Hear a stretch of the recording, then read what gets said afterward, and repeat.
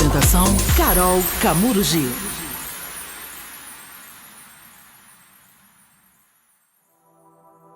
Cola que é sucesso, cola no meu podcast. Ele estava sumido, mas voltou. Paulo Kleber, psicólogo, gente, escritor e tem, assim, olha, um currículo enorme. Seja bem-vindo mais uma vez no meu podcast, Paulo. Muito obrigado, Carol. Para mim também é um prazer muito grande, né, estar aqui com vocês. E para quem está assistindo a gente pela primeira vez, fala um pouquinho do seu currículo para gente. Olha, meu currículo, na verdade, ele se apoia mais numa experiência de 33 anos visitando famílias carentes semanalmente. E nessas visitas eu participava da intimidade da família, em todos os níveis, em todos os campos e tal. Depois, afora isso, o curso de psicologia, eu tive também minha parte, aí, uma grande parte da minha vida como engenheiro. Depois, né, na aposentadoria, me dediquei à psicologia. Hoje já estamos aí com 9 anos de atuação como psicólogo. E temos, né, alguns cursos de pós-graduação, como TDAH, e crise familiar, né, questões de violência psicológica na família, e vai por aí. Tema estende. E o mais é contando aí hoje já com em torno de uns 1.500 clientes atendidos. Então isso, e mais a bagagem do cabelo branco, né? Tem a questão do cabelo branco. Muitos pacientes, né, Paulo? Acho que você também está com um grupo também, né? Sim, não, aí já é um momento que eu me realizo para falar daquilo que eu gosto, de saúde e de amor, né? Então abrir São duas coisas que todo mundo gosta, saúde e amor. Pronto. Exato. Agora, Paula, vários temas a gente já falou aqui no programa, mas eu acho que a gente fez uma enquete, eu acho que todo mundo, né, pediu e a gente sentou em conjunto para falar como começar do zero.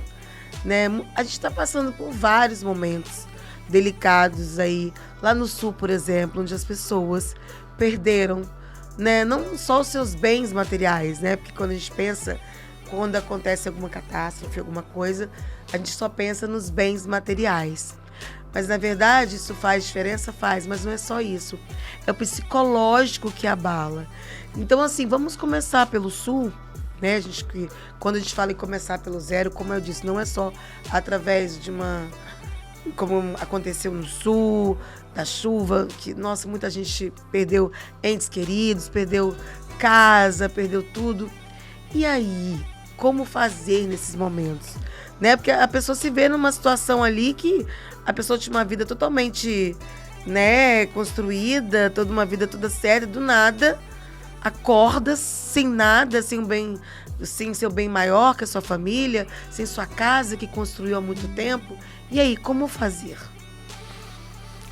Olha, Carol, na verdade, o que mais conta aí é a estrutura emocional de cada pessoa.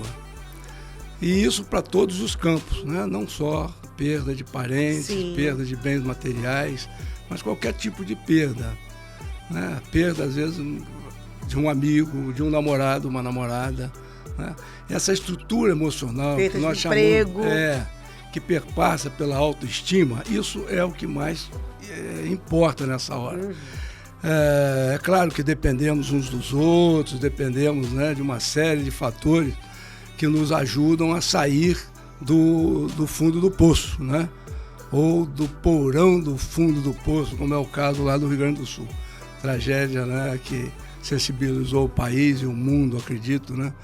Notícias assim violentas demais que, né, ninguém quer passar por aquilo. Mas o importante é como sair desse zero.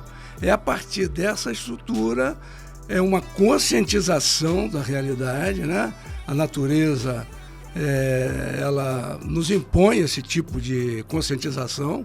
Né? Nós sabemos que o mar é lindo e maravilhoso, mas ele é perigoso. Né? Sim. Então a chuva também, a chuva mansa é uma delícia, mas tem os temporais e casos como esse, né?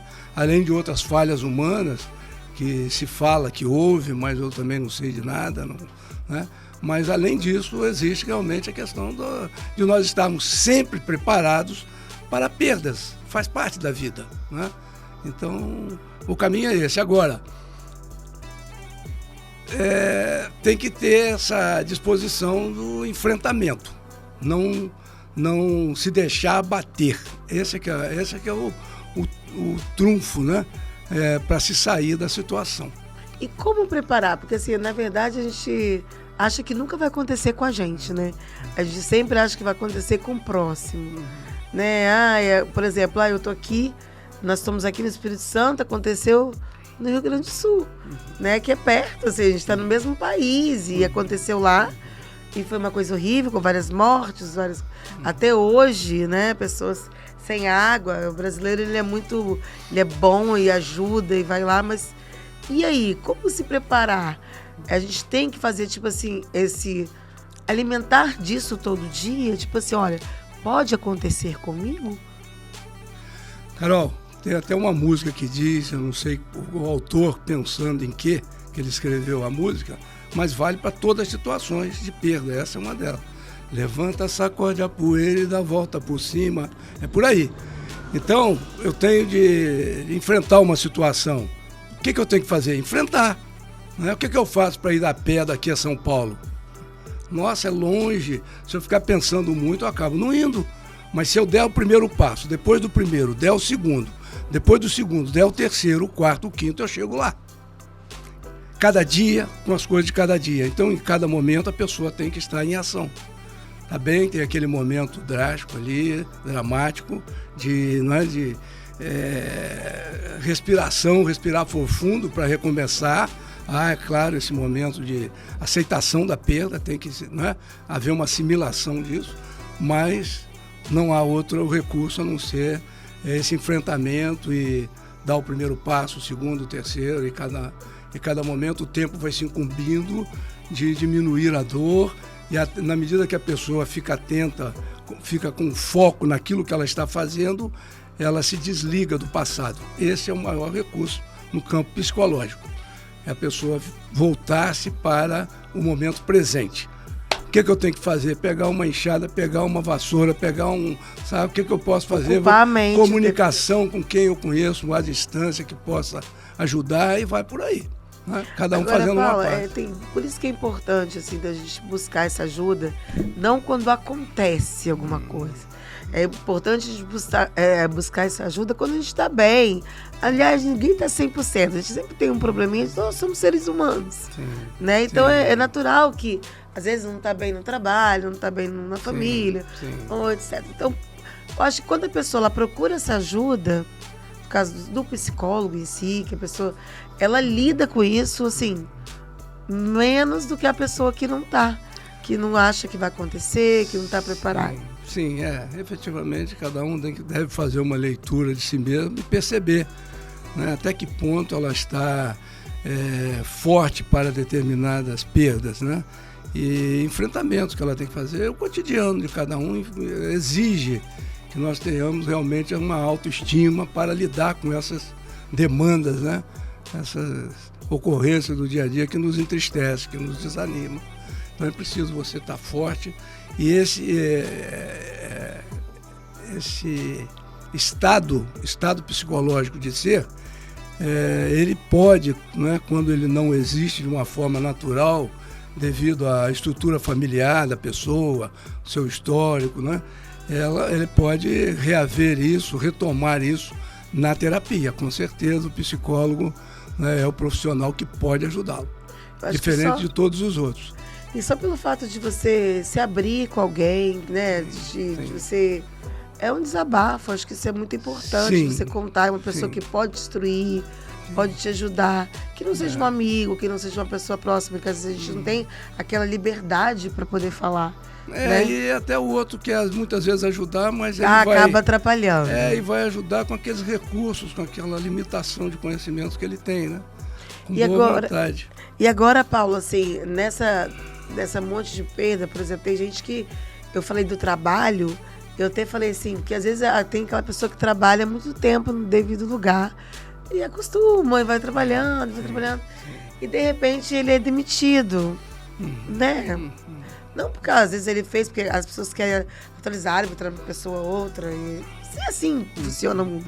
E a pessoa não aceita isso. Por quê? Fica se questionando. Mas eu fui um funcionário exemplar. Por que me mandou embora? Aí não sabe lidar com aquela perda. Não sabe como recomeçar. Né? Essa pergunta. Como que as pessoas precisam recomeçar de qualquer perda?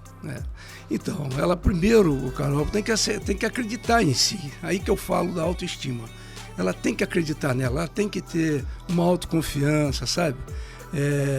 E um amor próprio que leve ela a acreditar que ela pode não só reconstruir amizades, mas se adequar a novos ambientes, se adaptar, né? E até buscar novos conhecimentos também para, né, se eventualmente precisar mudar de área. Já se fala e se tem presenciado aí tantas profissões que estão comprometidas. Então, profissionais que estão aí há anos, de repente, né, aquela profissão dele, aquela atuação já não faz mais sentido na sociedade e ele tem que se inventar, se reinventar, né? Procurar nova habilidade e tal. Mas o fato é que uma amizade sempre é muito bom, né? Boas amizades, né? Boas amizades. Quando eu falo amizades, aquela amizade realmente que passa pelo amor, né? O amor do amigo, aquele que não tem interesse. E que fica, ele sobrevive de uma forma incondicional, né? Não ficar apresentando condições para o outro se enquadrar no seu estilo, aceitar o outro como o outro é. Isso é importante. Então essas pessoas nessas horas ajudam muito. Mas, é claro, há mais detalhes que só na terapia, né, a pessoa vai conseguir superar. Eu acho que a pior perda, eu não sei se eu estiver enganada, é a do luto, né? De você perder uma pessoa, né? De que você não vai poder vê-la nunca mais. Eu acho que essa situação ou depende de cada pessoa. É proporcional ao amor que você tinha por essa pessoa, né? Tem casos, lamentavelmente acontece, a pessoa fica até contente porque o outro morreu. Então, há essa questão de proximidade, afeto. Agora, com tudo isso, né? É importante sempre essa estrutura. Primeiro, a conscientização da vida. A vida sem a morte não faz sentido. Então é importante, as pessoas nunca, talvez, não tenham parado para pensar nisso, né? Que se não houvesse morte, o Adão e Eva estaria conosco até hoje, todo mundo que já morreu. Né? Por outro lado, não precisaria dormir, nem comer, nem beber, não teria medo das feras, nem do mar, né? Poderíamos sair aqui passeando pelo mar para chegar lá no Japão, porque não teria medo de nada, não correria risco nenhum. As pessoas poderiam dar uma de águia aí, querer voar lá do Pico da Serra, né? Sem os aparatos do Asa Delta de hoje. Mas é uma questão de consciência, que a vida é assim. A vida e a morte sempre caminharam juntos, desde quando fomos concebidos, né? Então, e falando da morte, tem pessoas que assim... como você como psicólogo, é importante chorar, tipo assim, colocar tudo pra fora, aquilo que tá sentindo, ou não, porque tem pessoas que sofrem de cada, por exemplo, eu vou dar um exemplo da minha mãe, por exemplo. Minha mãe cuidou muito tempo do meu pai, tal. Quando meu pai veio a óbito, a minha mãe ainda ficou lá segurando as pontas, ainda ajudando a gente, os filhos estavam chorando muito, já tem mais de 15 anos. Aí depois ela desmoronou.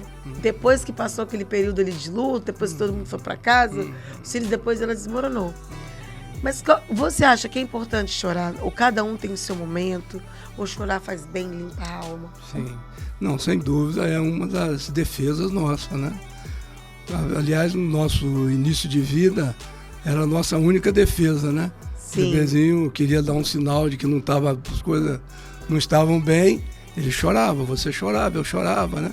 Então, quando uma criança é impedida de chorar, quando os pais não aceitam, né, o choro da criança, o que acontece aí? É uma castração das piores, né? A criança, coitadinha, não pode se defender.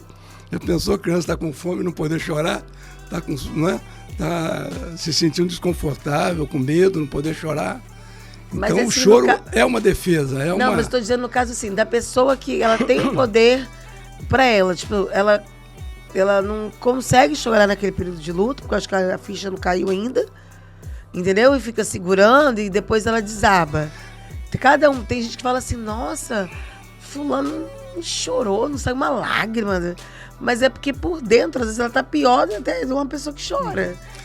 Então, Carol, no caso aí da sua mãe, né, uma série de interpretações podem surgir. Mas uma delas é ainda a presença dos filhos, ela como responsável, como mãe, se sentindo responsável pelos filhos, não querendo aumentar a dor deles, né? A dor de vocês. E nesse caso ela se revestia aí de uma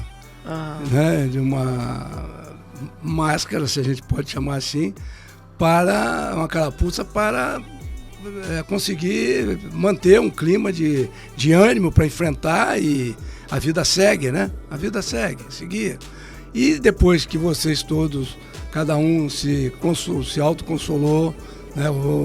Teve o consolo da aceitação, ela volta-se para ela, e nesse momento que ela tira a atenção dos outros e volta-se para ela, e aí há isso que você falou do desabamento, desaba no choro. Mas requer também nessa consciência para que ela esvazie a caixa d'água dela, chore tudo que tiver de chorar, e a partir daí retome também, né, o seu dia a dia, a sua força. Nesses casos, chorar faz bem, né, Paulo? Sempre faz bem. Não, sempre faz bem. Sempre faz bem. É uma necessidade que vem lá de dentro, que, né, apenas algumas pessoas, que eu não sei se existe isso, como é que é, né? Diz que os artistas choram na hora que querem. Eu não consigo, atuando, né? Eu não consigo aqui, nesse momento, dizer, eu tô até chorando, mentira. Olhar para você e começar a chorar aqui. Tô lacrimejando por causa da maquiagem. Mas assim, mas é verdade, mas às vezes a gente chora até com um filme, né? Com uma novela, com uma coisa que mexe com a gente. Eu sou uma manteiga de dente. Sim. E se você tentar aprender, você vê que há um desconforto muito grande no nosso metabolismo, um descompasso no nosso metabolismo. Então é importante, são defesas, precisamos ser os mais naturais possíveis, né? Aquilo que é impossível não tem jeito, mas o que é possível... Tem umas perguntinhas aqui pra gente, Paulo. Pois não. Do chorar você já falou. O que ajuda no processo da pessoa começar uma nova vida? E se ela tiver a impressão de que não se reconhece, que perdeu a identidade?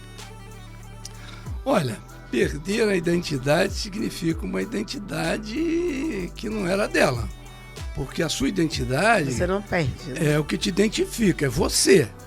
Você é única, então, né?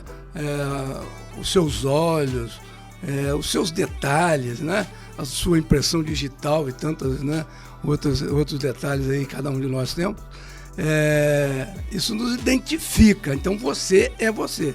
Agora, quando se fala em perder a identidade, quer dizer, o que está por trás disso? Seria um personagem. Então, se eu perco a minha possibilidade de ser engenheiro hoje, de ser psicólogo, eu tenho que ter a minha identidade lá, a minha essência lá no meu âmago, aquilo que eu sou realmente, né? O que eu sou? Eu sou um homem, eu tenho a vitalidade que tenho, e essa eu não posso perder, porque faz parte de mim. Agora, se eu apresento como personagem uma imagem e eu perco essa condição, mas a minha identidade verdadeira, ela tem que permanecer.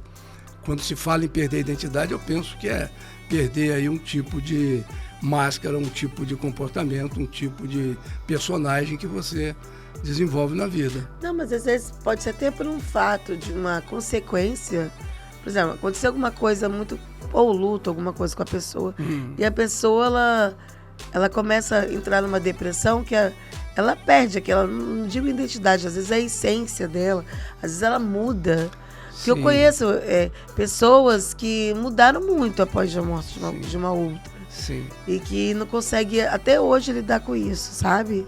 Pois é, Carol, mas é aí que nós falamos do psicólogo que pode ajudar. É isso que é importante. Porque se a pessoa não precisa de ajuda, né? Se ela não tem uma condição que permita ela, né, por si mesma, enfrentar a situação, ela tem que buscar ajuda.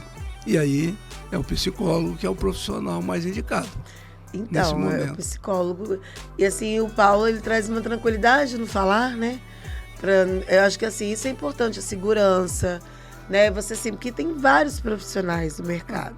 É importante você procurar o profissional certo, né? Hoje em dia tem lá no Google as pessoas avaliando, né? Eu acho que isso também porque assim, toda profissão, não estou falando só de psicólogo, eu acho que é importante você, antes de você ter um profissional que te acompanhe, é você procurar saber quem é o Paulo. Sim. Né? Por exemplo, a gente tem vários podcasts aqui gravados, né? O Paulo, assim, você identificou com ele, acho que tudo isso é importante. Sim. Ver uma avaliação no Google, Sim. ver o que as pessoas falam. Sim.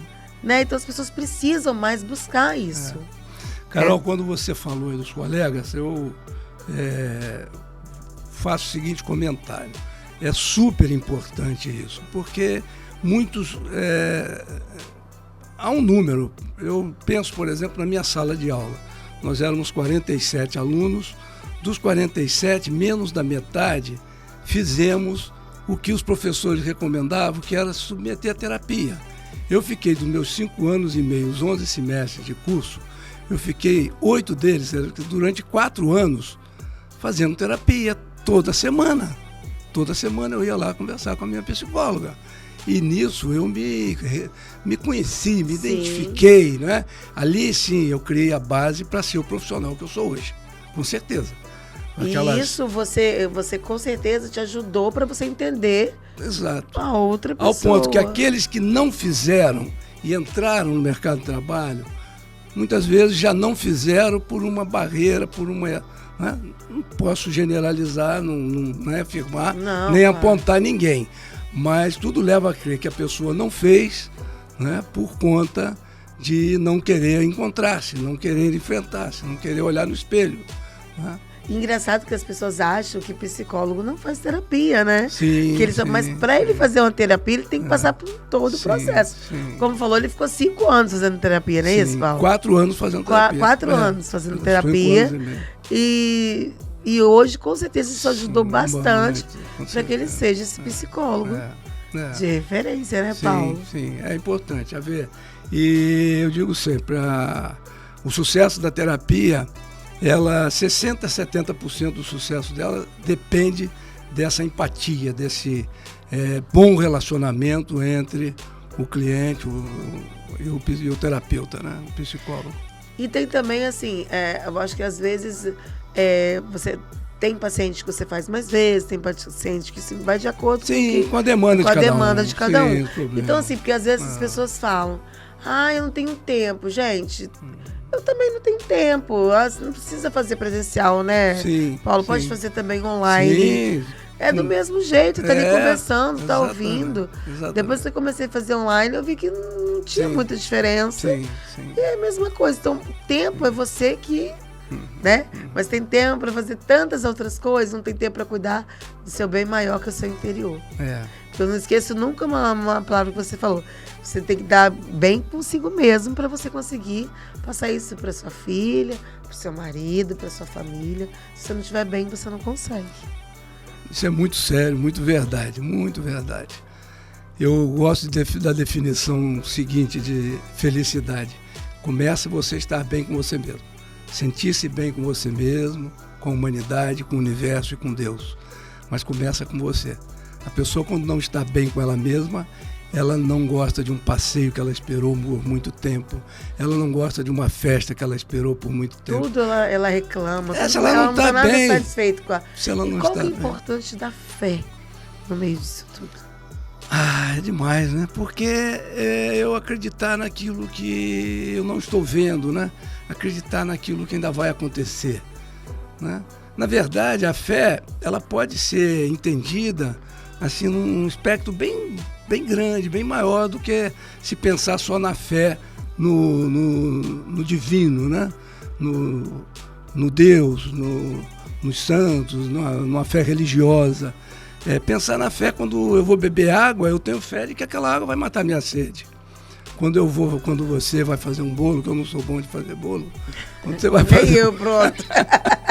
Você vai acreditar que o bolo vai ficar bom.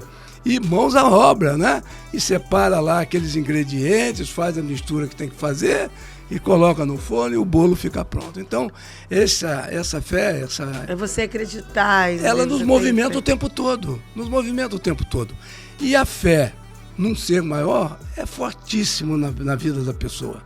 A pessoa que não tem, num momento desse, como você citou aí, enfatizou a crise, a situação, né, dos nossos compatriotas aí lá do Rio Grande do Sul, os gaúchos,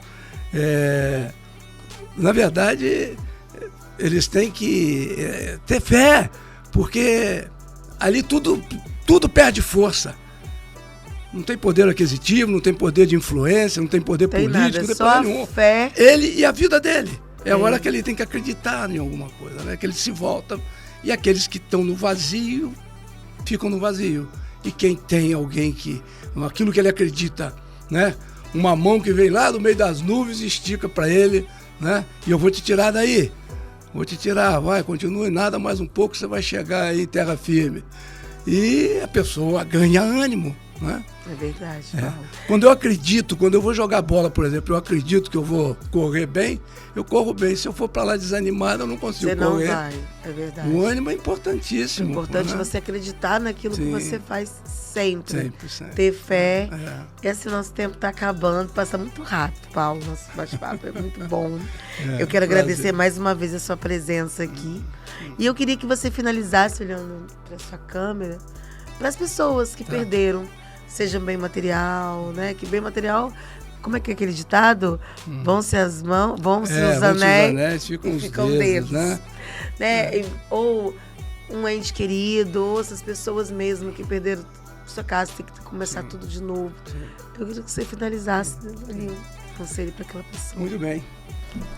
Então, meus amigos, é um prazer estar aqui com vocês. E se posso colaborar de alguma forma com o que eu entendo, né, a respeito desse sentimento de luto, dessa perda, quero passar para você, né, o sentimento de amor maior pela vida. Nosso tempo aqui, ele é contado, mas ele é muito relativo. Nós temos aí lembranças de crianças que viveram e deixaram sua marca, podemos dizer, para a eternidade. Muitos jovens, muitas pessoas. O próprio Jesus viveu 33 anos, né? Uma idade que nós consideramos bem para o jovem, né? A pessoa que chega na idade mais adulta está aí com seus 40, 50, 60. E Jesus e tantos outros na Igreja Católica, vários santos, né? Pessoas tidas como santas, viveram aí seus 18, 20, 24, 30, 32. Então pensar nisso, que a vida é muito mais. Então essa vida tem que ser amada, a sua vida tem que ser muito amada por você. E nessa hora você, melhor do que ninguém, pode curar dela. E como nós dissemos aqui, o psicólogo é um profissional que pode te ajudar nessa empreitada, nesse momento. Fica aí o meu grande abraço, meus sentimentos de pêsames para todos aqueles que perderam aí seus parentes. E uma voz de incentivo, de luta, que a vida continua. E é sempre assim, hoje, aqui e agora. O passado realmente não existe mais. O futuro também não existe. Então seja feliz aqui, hoje, agora. Tudo bem. Um grande abraço para você. Arrasou, Paulo. Obrigada, gente. Olha, o Instagram do Paulo, fala aí para as pessoas que quiserem acompanhar, saber, né? Tem muitos conteúdos incríveis. Paulo Kleber, né? Paulo Kleber, arroba. É isso? Paulo K. Aí, Paulo Kleber Dutra. Isso aí, Paulo Kleber Dutra. É porque, gente, quem mexe no Instagram dele, né? Tá ali atrás nos bastidores, mexendo tudo ali com a gente. Ó, mais uma vez, muito obrigada, tá? E ó, cola que é sucesso, Cola, um brinde pra você. Então, a sua vida só depende de você.